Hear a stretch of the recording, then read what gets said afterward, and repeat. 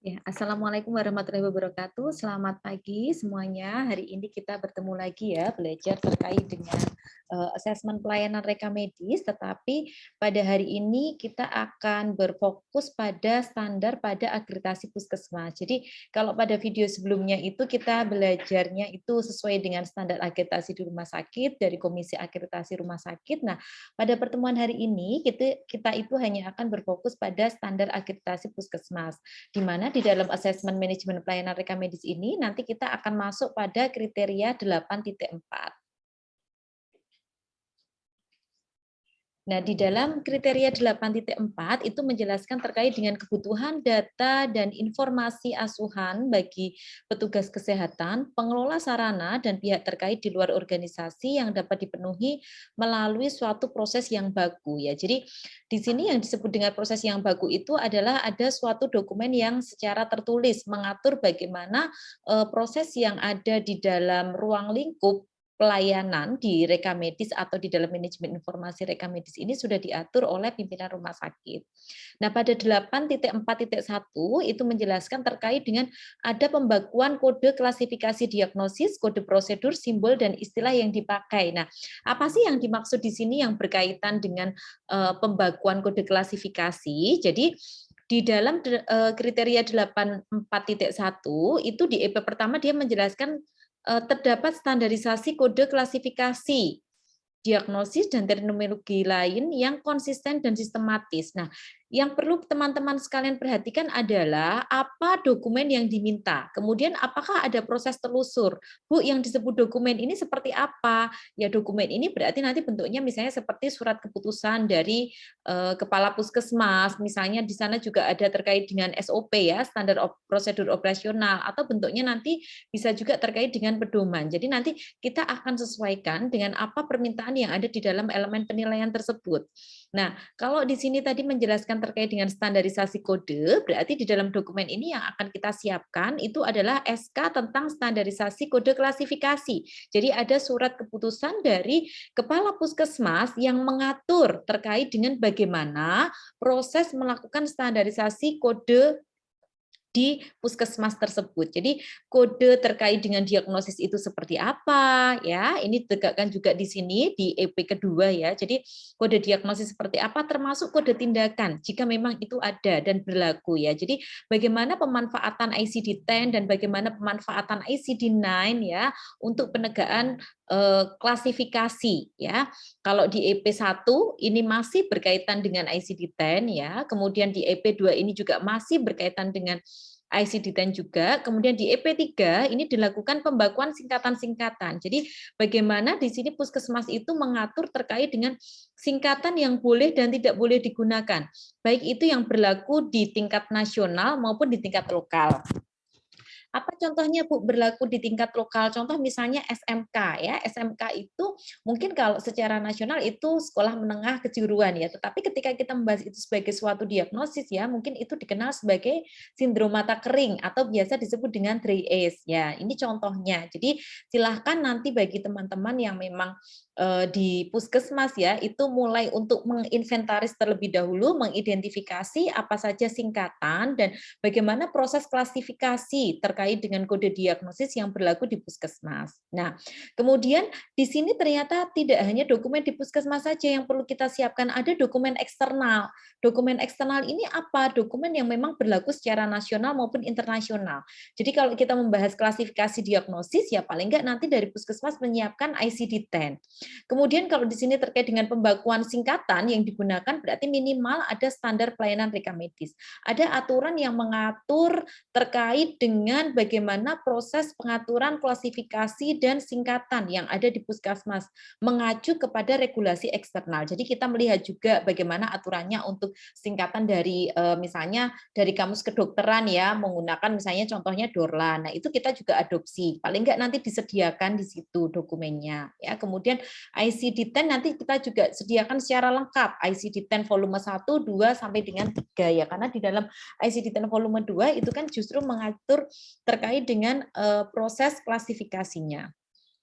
Dan di sini untuk scoringnya itu sama dengan scoring yang ada di dalam standar akreditasi rumah sakit ya. Jadi ketika terpenuhi lengkap ya kita skor 10, sebagian 5 dan tidak terpenuhi maka kita akan lakukan skornya itu adalah 0.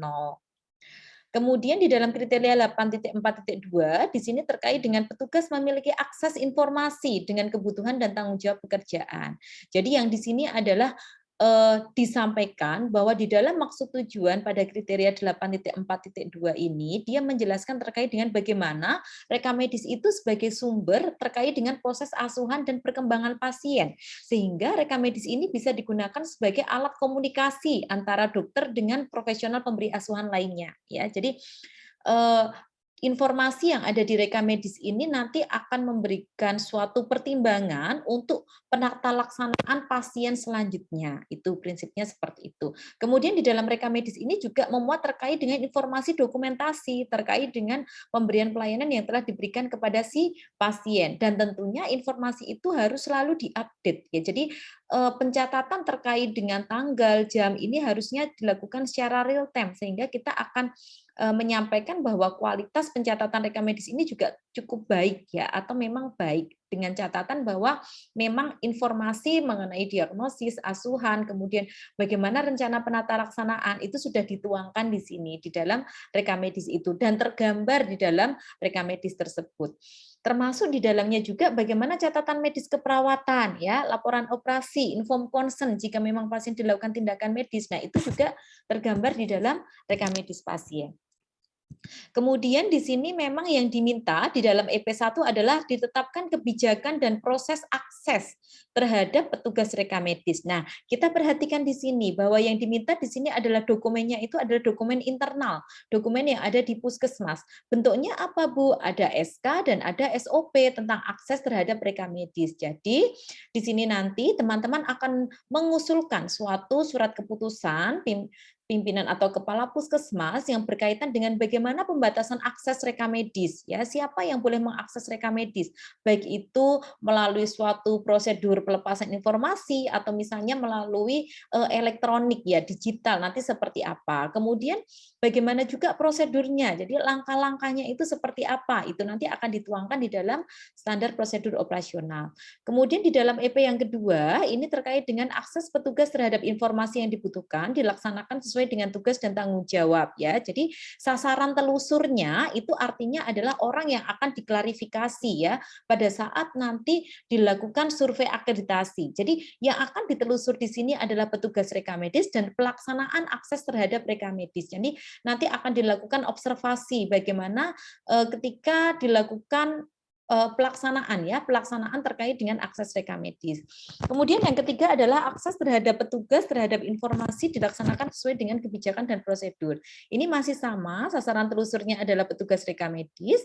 Kemudian nanti materi telusurnya juga terkait dengan proses pelaksanaan itu sendiri, dan yang terakhir adalah hak untuk mengakses informasi dengan mempertimbangkan tingkat kerahasiaan. Nah, hati-hati di sini untuk rumah sakit yang sudah menerapkan rekam medis elektronik ya. Jadi perlu nanti disampaikan di dalam suatu kebijakan atau pedoman ya. Jadi ada peraturan tertulisnya juga, itu jauh lebih aman.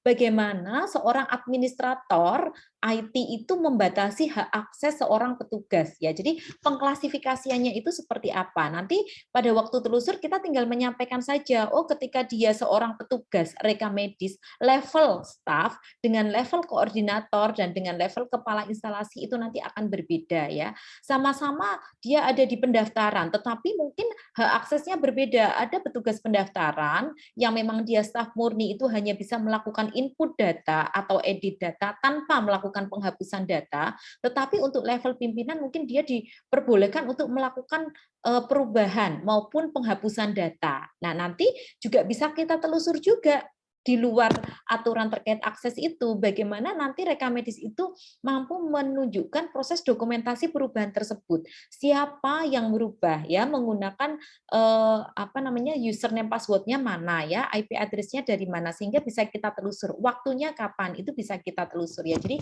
konsep pembetulan kesalahan, konsep penghapusan data itu nanti tetap mengacu kepada aturan yang ada.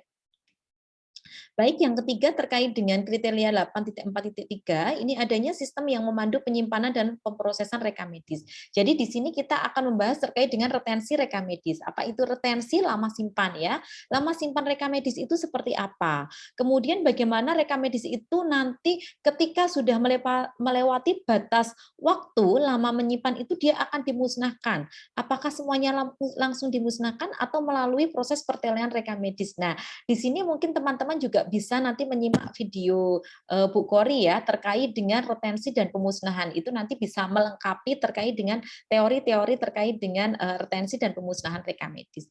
Nah, di dalam EP1 untuk kriteria ini menjelaskan terkait dengan puskesmas mempunyai rekam medis bagi setiap pasien dengan metode identifikasi yang baku ya. Jadi ada SK atau surat keputusan dari pimpinan puskesmas terkait dengan pelayanan rekam medis dan proses identifikasinya. Jadi bagaimana seorang petugas rekam medis itu nanti mengidentifikasi ini rekam medis yang sudah layak diretensi, ini rekam medis yang belum layak diretensi. Ini rekam medis yang sudah siap untuk dipindahkan ke rak inaktif, ini yang memang masih perlu disimpan di rak inaktif. Termasuk nanti di dalamnya adalah ketika dia sudah masuk ke rak rekam medis inaktif, apakah masih bisa diidentifikasi, masih bisa ditemukan kembali dengan cepat ya, bahwa ini loh di dalam rak rekam medis inaktif ini untuk rekam medis nomor sekian itu berada di sini. Nah, itu perlu diatur juga ya di dalam SK tersebut ya. Jadi bahwa rekam medis inaktif ini tetap dipelihara, bukan hanya disimpan dan ditumpuk secara tidak rapi atau tidak tertata di dalam gudang. Itu bukan seperti itu ya. Kemudian di EP kedua ini terkait dengan sistem pengkodean, penyimpanan dan dokumentasi untuk memudahkan petugas rekam medis pasien secara tepat waktu maupun untuk membuat pelayanan yang diberikan kepada pasien. Nah, di sini SK-nya nanti terkait dengan coding ya, kemudian penyimpanan, penjajaran apakah memang menggunakan family folder ya, kemudian apakah di sana menggunakan unit ya, atau misalnya nanti di sana ternyata menggunakan ya sistem apa yang memang diterapkan di puskesmas tersebut, kemudian penyimpanannya nanti secara sentralisasi atau desentral, nah itu dituangkan di dalam SK tersebut dan tentunya terkait dengan dokumentasi rekam medis. Termasuk di dalamnya adalah terkait dengan proses assembling ya, karena kita akan menguatkan terkait dengan bagaimana petugas itu mudah untuk menemukan ya. Aturan terkait dengan assembling ini kan tujuannya adalah salah satunya ketika dilakukan perakitan atau penataan rekam medis itu harapannya dokter maupun PPN lain itu mudah untuk menemukan kembali formulir rekam medis ya, karena kan biasanya kalau setelah digunakan untuk proses pelayanan itu kan rekam medisnya acak-acakan. Nah, ini nanti kan ada peran dari rekam medis ini untuk menata atau mengurutkan kembali. Jadi bagaimana nanti tata cara tersebut itu perlu diatur di dalam surat keputusan tersebut. Termasuk di dalamnya nanti ketika rekam medis itu tidak lengkap ya, bagaimana cara kita untuk mengontrol bahwa rekam medis itu pulang tepat waktu, terisi secara tepat waktu. Nah, ini mohon dituangkan di sini ya di dalam dokumen ini. Dan sekali lagi kita juga perlu memperhatikan terkait dengan aturan telusur ya. Aturan telusur ini yang akan dilihat adalah petugas rekam medis dan bagaimana proses pelaksanaan dari kebijakan tersebut. Jadi nanti bisa dilakukan simulasi terlebih dahulu ketika melakukan penyimpanan seperti apa, assembling seperti apa, sampai dengan nanti melakukan proses pengembalian rekam medis yang tidak lengkap. Yang ketiga, di EP ketiga adalah ada kebijakan dan prosedur penyimpanan berkas rekam medis dengan kejelasan masa retensi sesuai peraturan yang berlaku sesuai dengan peraturan perundang-undangan. Yang diminta tentunya adalah SK dan SOP penyimpanan rekam medis termasuk retensi dan pemusnahan rekam medis. Bagaimana di dalam surat keputusan tersebut kepala puskesmas itu mengatur bahwa ada kepanitiaan terkait dengan retensi dan pemusnahan rekam medis ya. Apakah memang itu menjadi tanggung jawab komite atau panitia rekam medis atau mungkin ada tim tersendiri. Kemudian nanti untuk pelaksanaan pemusnahannya seperti apa? Kita akan mengklasifikasikan bahwa itu ada rekam medis yang terbaca dan ada rekam medis yang rusak atau mungkin semuanya justru terbaca. Kalau memang semuanya terbaca berarti nanti akan ada proses pertelian rekam medis. Petugas rekam medis akan memilah terlebih dahulu mana formulir yang bernilai guna, mana yang dia tidak bernilai guna. Yang bernilai berguna nanti akan kita lakukan proses scanning terlebih dahulu ya. Kemudian yang tidak bernilai guna itu nanti akan dimusnahkan. Kemudian kalau dia akan dimusnahkan, siapa yang akan memusnahkan? Apakah akan dimusnahkan oleh petugas itu sendiri, ya, atau dia akan dilakukan oleh pihak ketiga? Nah, jika itu dilakukan oleh pihak ketiga, maka yang perlu menjadi catatan adalah ada berita acara, ya. Kemudian ada juga inform consent di situ bahwa pihak ketiga ini akan menjaga kerahasiaan dari informasi rekam medis itu sendiri, karena ini sangat penting, ya, karena itu pelaksanaannya di luar, ya, di luar dari puskesmas, sehingga memang sangat penting sekali ada suatu dokumentasi mengenai wajib simpan rahasia terkait dengan rekam medis yang akan dimusnahkan tersebut. Yang terakhir ini terkait dengan kriteria 8.4.4, ini dia berkaitan dengan bagaimana rekam medis itu berisi informasi yang memadai, dijaga kerahasiaannya, baik itu tentang identifikasi pasien, dokumentasi prosedur kajian, masalah kemajuan dan hasil asuhan. Ya, jadi di sini nanti kita akan menyediakan dokumennya itu adalah SK tentang isi rekam medis. Ya, isi rekam medis. Jadi apa isi minimal di dalam rekam medis? Kalau memang ada banyak formulir yang ada di puskesmas, tuangkan itu di dalam surat keputusan ini. Jadi jenis-jenis formulir apa, termasuk tadi siapa yang harus mengisi, bagaimana nanti kalau mau dilengkapi dengan SOP-nya, prosedur pengisiannya itu dituangkan di sini. Yang kedua, penilaian dan tidak lanjut kelengkapan. Nah, ini sebenarnya menguatkan 8.4.3 tadi. Kalau tadi terkait dengan assembling, ya, di sini fokus pada kelengkapan rekam medis, ya. Terkait dengan bagaimana review rekam medis itu dilakukan, ya. Audit rekam medis ini dilakukan. Baik itu terkait dengan ketepatan isi dan dia bisa ditunjukkan sebagai bukti pelaksanaan penilaian dan hasil tindak lanjut penilaiannya, ya. Jadi ketika rekam medis ditemukan tidak lengkap, itu teknisnya, standar prosedur operasionalnya itu nanti seperti apa sih? Itu kita tuangkan di sini. Berapa kali petugas rekam medis itu perlu mengembalikan kepada dokter? Bagaimana prosedur pengembalian rekam medis?